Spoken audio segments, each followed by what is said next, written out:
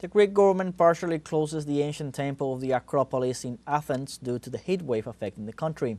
The Ministry of Climate Crisis and Civil Protection reported that this is the third heat wave the country has faced, and temperatures are expected to reach up to 43 degrees in some regions. In addition, rescue services recommend that workers suspend outdoor work during the hottest hours.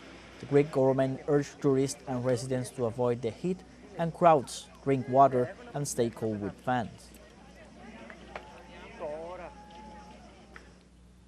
The United Nations International Court of Justice issued a 500-page non-binding opinion that could represent a turning point for international climate obligations. The ruling comes after years of lobbying from vulnerable island nations, climate change activists, and different organizations.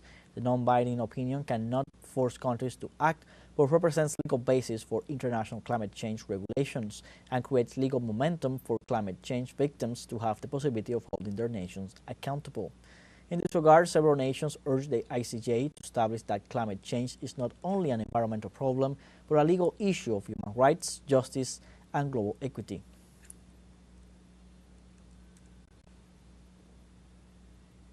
And in this context, social movements rallied to demand international action in response to the ICJ declaration on the obligations of states to address climate change.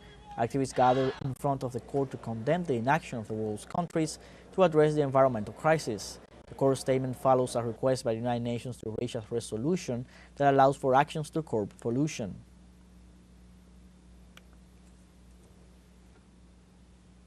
And in Venezuela, the National Director maintains a maximum alert in the state of Bolivar due to the rising of the Orinoco River following heavy rains.